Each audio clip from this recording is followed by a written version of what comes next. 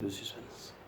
Demba Sow, merci de nous recevoir ici, dans votre bureau à l'Assemblée nationale, en tant que nouveau député de la diaspora. Félicitations d'abord. Merci. Vous avez assisté à la déclaration de politique générale du Premier ministre Mohamed Boun Abdallah Dionne. C'est votre première DPG. Vous l'avez écouté, vous êtes même intervenu à la tribune de l'Assemblée nationale. Qu'en avez-vous retenu? Qu'avez-vous retenu de cette déclaration de politique générale du Premier ministre? Merci Ablaye et bonjour. Effectivement, c'est ma première participation assistée à une DPG. Bon, quand on a l'habitude de voir ce qui se passe en France ou ailleurs, et tout ça, c'est classique. Mais en même temps, quand c'est son propre pays et qu'on est acteur concerné, ça prend une autre tournure, une autre dimension. C'est se dire que voilà, je suis là-dedans, il faut activement que je participe au plan Sénégal émergent, au PUMA, au PUDC, à Promoville, au PRODAC, à tout ce qui fait que les Sénégalais, de quelque bord qu'ils soient et de toute géographie, puissent au moins profiter du développement incarné et du changement voulu par le président Macky Sall. Donc c'est très impressionnant et en même temps, voilà, tu te dis, ça y est, je suis dedans. Vous l'avez vu quand même, c'est des programmes très clivants que vous venez de citer, PUDC, Promoville, les députés de l'opposition n'épargnent pas le pouvoir sur la mise en œuvre de ces programmes. Oui, c'est de bonne guerre, mais en même temps objectivement, parce que des fois on discute en off avec eux après les interventions. Ils disent bien qu'il faut qu'ils jouent le jeu de l'opposition, mais eux-mêmes trouvent qu'il y a à boire et à manger. Mais comme c'est l'opposition, par principe, il faut que l'opposition s'oppose. Demba Sow, vous avez salué à la tribune de l'Assemblée nationale les Sénégalais de la diaspora. Je rappelais que vous êtes élu au nom des Sénégalais de la diaspora. Vous êtes 15 au total. Vous laissez quand même derrière vous une délégation des Sénégalais de l'extérieur, c'est-à-dire la structure APR de France, presque la structure orpheline de son coordonnateur que vous étiez. Abdoulaye, je te remercie, mais d'ailleurs j'en parle avec beaucoup d'émotion parce qu'il y a beaucoup de militantes et de militants, de gens, de Sénégalais, de compatriotes qui m'appellent pour me dire « Demba, on est avec toi, tu es là-bas, mais il y a des choses qui se passent ici, qu'est-ce que tu en penses ?» Je dis « Mais qu'est-ce qui se passe ?» Ils me disent qu'on t'a remplacé, qu'on a... Mais le parti est très fort en France, Abdoulaye. Nous avons des structures. Moi, je suis coordonnateur adjoint, je suis coordonnateur, j'ai 2 coordonnateurs adjoints. Nous avons des responsables de structure, de communication, les responsables des jeunes, des femmes, des cadres, des responsables de section. Nous sommes arrivés de 65 à 100, quasiment 10 sections. Donc ce parti est vivant et fort. Mais c'est vrai, toujours est-il que Demba, si on fait le constat que vous êtes maintenant plus au Sénégal, il va falloir vous remplacer, n'est-ce pas?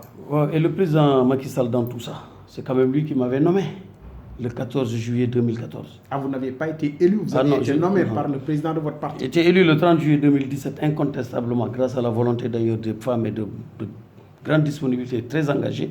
Mais j'ai été nommé le 14 juillet 2014 par le président Macky Sall, président du parti, qui m'a dit « Demba, je te confie les rênes de la DSAPR de France, forme une équipe ». J'ai formé une équipe avec des hommes et des femmes, encore une fois, avec qui nous avons fait un travail remarquable. Nous avons une victoire extraordinaire le 30 juillet grâce à la détermination, à l'engagement de tout un chacun. Chacun y a son mérite, mais qu'on se pose, Abdoulaye, et qu'on s'en remette à Allah subhanahu wa ta'ala. Le destin est écrit.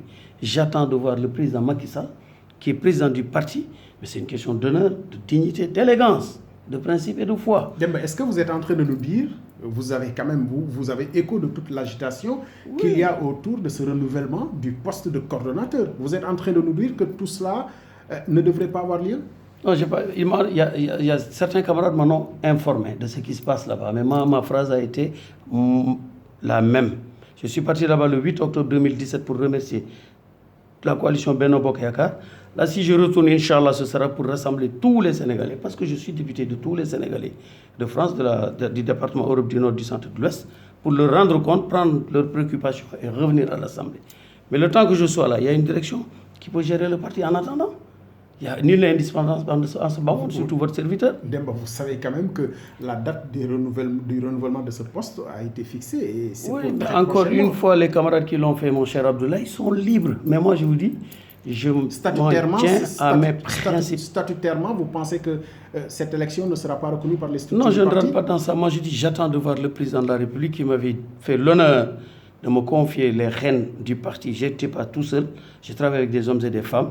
J'attends de le revoir. Il me dit, continue. J'ai mon mot à dire. Il me dit, arrête, j'ai mon mot à dire. La décision appartient à 2 personnes. Vous pensez que même en étant député des Sénégalais de l'extérieur, avec siège ici à l'Assemblée nationale à Dakar, vous pouvez continuer à être coordonnateur de la DSE en France? Est-ce que c'est une possibilité? Tu permettras que je réserve ma pensée même si le président vous Macky Sall. demande, est-ce que c'est une possibilité? Je réserve ma pensée, je réserve mes décisions, je réserve voir mon acceptation à celui qui m'a fait l'honneur de mon nom, Abdoulaye. Moi, je suis un peuple, je suis élevé dans la dignité. Oui, donc j'attends de le voir pour lui dire voilà ce qui se passe. Je l'écoute ou il m'écoute. Est-ce que vous pensez juste que c'est possible qu'en étant député à l'Assemblée nationale à Dakar, de pouvoir continuer à être coordonnateur de la DSE France? Encore une fois, s'il ne tenait qu'à moi, Oui. je sais ce que je vais faire. Mais je me respecte d'abord moi-même. Imaginez que je fasse des déclarations intempestives dans la presse, je prenne des décisions, que je fasse un choix, mais le président Macky Sall va me dire, mesdames, et moi dans tout ça. Donc encore une fois, après Allah subhanahu wa ta'ala, par rapport à ce parti-là, le seul décideur, c'est le président Macky Sall. Vous savez quand même qu'il y a beaucoup de candidats déclarés. Ah oui, mais encore une fois, grand bien leur face, ils ont le droit encore une fois, mais je n'en discute. Mais les ambitions humaines sont normales dans un monde où tout va bien. C'est normal, c'est une démocratie. Maintenant, je vous dis encore une fois, et ce sera ma phrase clé, je m'en remets à la décision du président du parti qui m'avait confié ce parti le 14 juillet 2014. Et jusqu'au moment où je te parle, nous n'avons pas démérité. Je n'ai pas démérité. Jusqu'au moment où nous parlons, vous vous considérez comme coordonnateur de la DSE? Absolument. Jusqu'au moment où nous vous parlons là? Absolument. Mais pourquoi ne le serais-je pas? Parce que vous avez pris fonction à Dakar. Mais les fonctions électives, j'ai été élu, mon cher ami.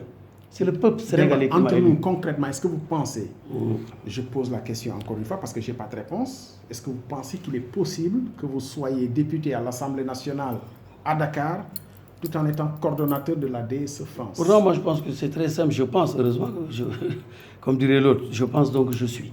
Mais permets encore une fois, avec tout le respect que j'ai pour les militants, je comprends la préoccupation, mais tout ça n'en vaut pas la peine. Quand les choses arriveront, elles se feront le plus simplement du monde.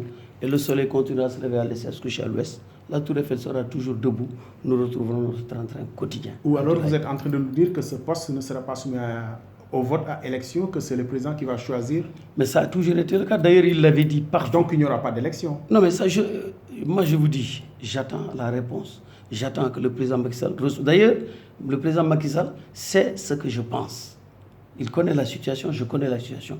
Et beaucoup de responsables aujourd'hui en France qui sont candidats ou qui sont dans l'appel d'Ambassade, savent ce que je pense. Et les militants savent ce que je pense. Moi, je ne m'accroche à rien. Abdoulaye, encore une fois, je suis un prolo qui a mis toute son énergie, tout son temps, comme beaucoup de gens, hein, pas que moi, au service du parti. Aujourd'hui, cette victoire, c'est la mienne, mais c'est la leur. Nous avons gagné d'une belle manière. Vous connaissez l'histoire du parti, vous avez vécu ensemble en France. La paix est un parti loin derrière tous les autres partis. La paix est un parti fort, construit. Quelle que soit la situation, je suis honnêtement et sincèrement digne de ce parti. Donc je n'ai rien fait qui puisse faire que ces partis, avec toutes ces candidatures déclarées, 3 ou 4 au moins qui sont connus, ils écouteront le président de la République. Vous ne craignez pas quand même que ça parte? Ils ne sont pas plus connus que ceux qui sont dans leur lit des foyers et qui font la force du parti. Il ne faut pas oublier cela, mon cher ami.